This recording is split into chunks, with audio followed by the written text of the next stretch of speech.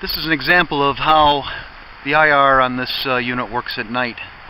Right now we're standing in the back parking lot, and it's about 270 feet from here to the curb. And then we have about another 100 feet to that building next door. So the night vision on high illumination seems to give us a pretty good range.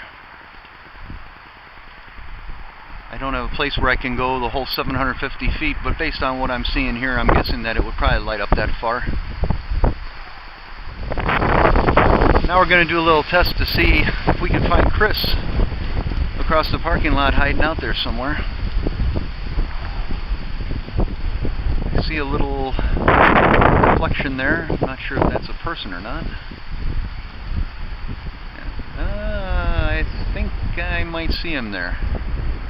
Yeah, is that you in the brush? Ah, there you go. Duck walking. Alright, so I mean, if we know what we're looking for, I guess we can kind of pick it out here. The screen resolution seems to be good enough. Alright, so what we're going to do now is we're going to turn this off and we're going to try it again with the FLIR to see if it's any easier to spot them back there. Be right back. Now we've got Chris in the same position he was before when we were looking through the IR, and we could plainly see there's a hot spot there, which is probably his head. So I'm going to shout out and have him start walking across the way he was before. Let's see if he duck walks again. Go ahead, Chris! See, now he's coming out from cover, walking across. It's hard to tell exactly with the resolution what it is we're looking at, but I mean, we could tell it's a two-legged animal walking. So again, the FLIR made it a lot easier to spot him initially, or see where he was hiding out initially, than it was with the IR. Right now Chris is about 50 feet into the woods, and we're going to see how soon it is that we can spot him as he's walking out. So why don't you go ahead and start walking, Chris. There we go. I see motion. But if he stands still, I really can't tell if it's a tree or what. Stand still. Yeah, there. Yeah, I see you. Well, you move behind a tree. Stand out to your left. And stand still. So, yeah, right now Chris is standing still. It would be tough to distinguish him from trees or anything else if he wasn't moving. So the motion as he comes out now is going to be what gives it away. So it's pretty much as if during the day somebody were going to be walking through there coming out of the woods. You probably wouldn't see him too well until you saw the motion.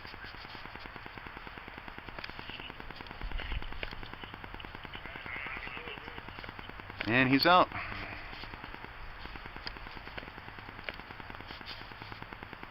And we're down to like a quarter battery again already.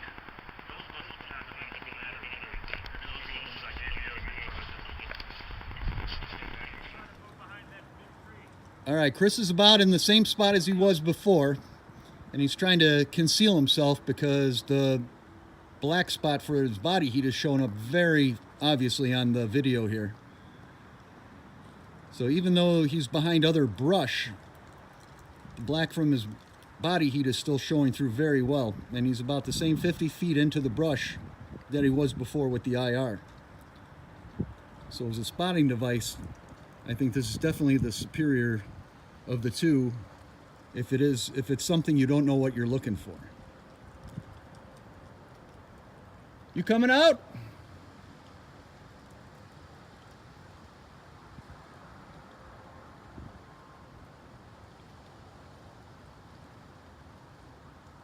So 50 feet into the brush, and you could still see the heat signature.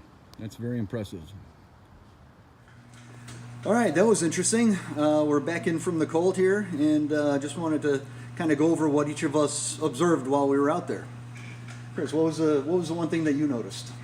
I noticed that the black hot seemed to work a lot better than any of the other resolutions that the Leupold would offer. Yeah, I would have to agree with that. That Yeah. seemed to be, in that environment, it seemed to be the most consistent one in being able to spot an object, and that black dot really stood out a lot better did, than a white yeah. dot or some of those colors. How about you? What did you notice while you were filming me?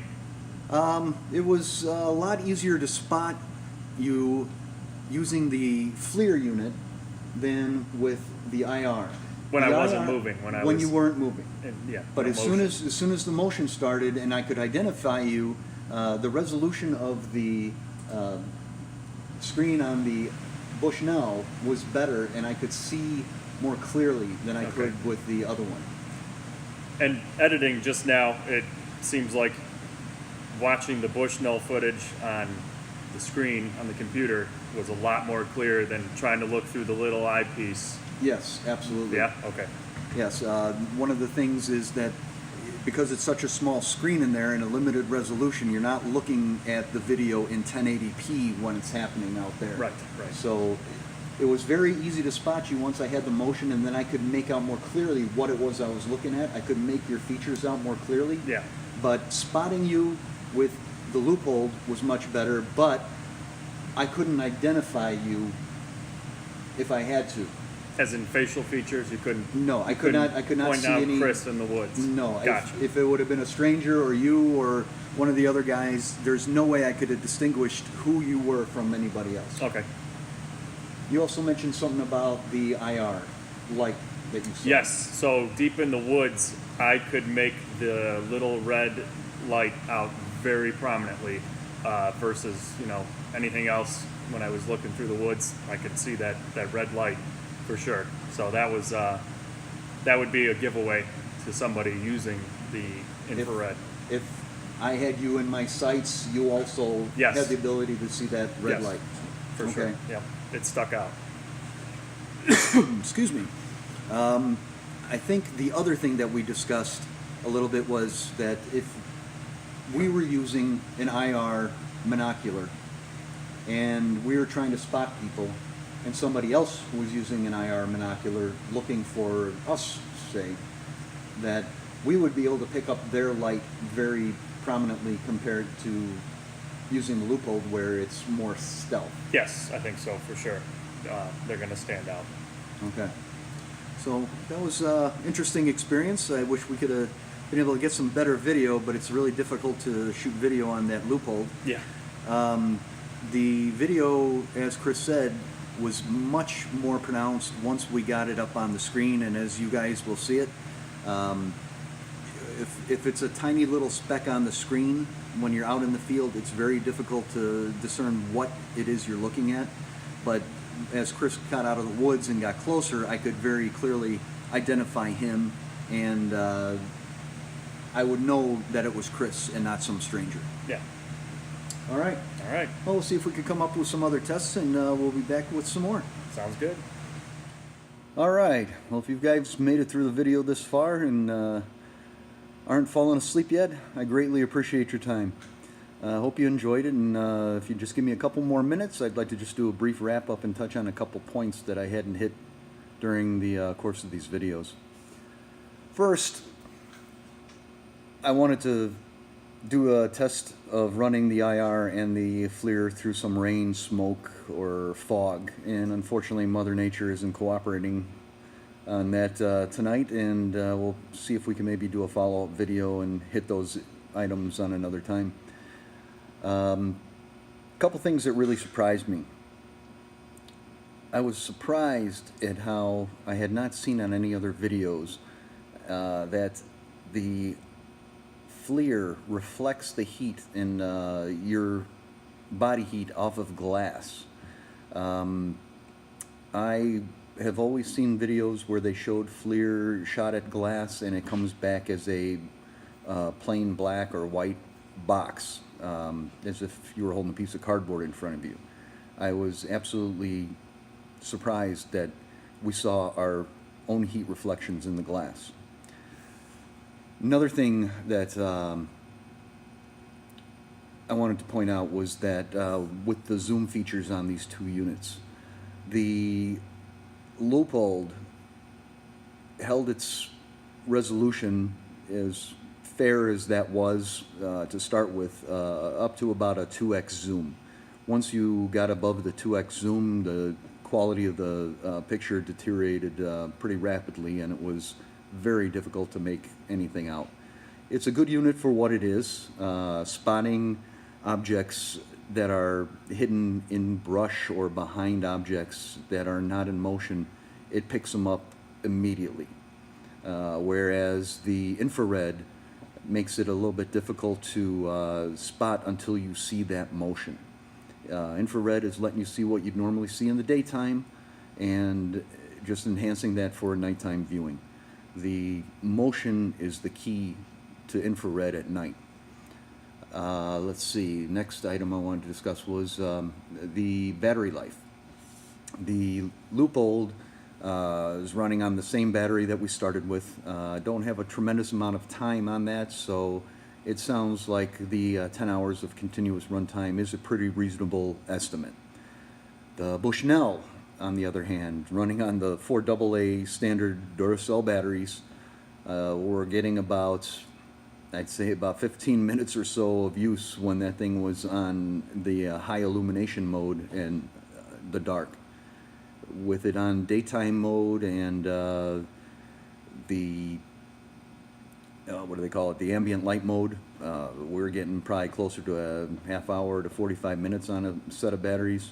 Low light, I would say probably somewhere between 15 to 30 minutes.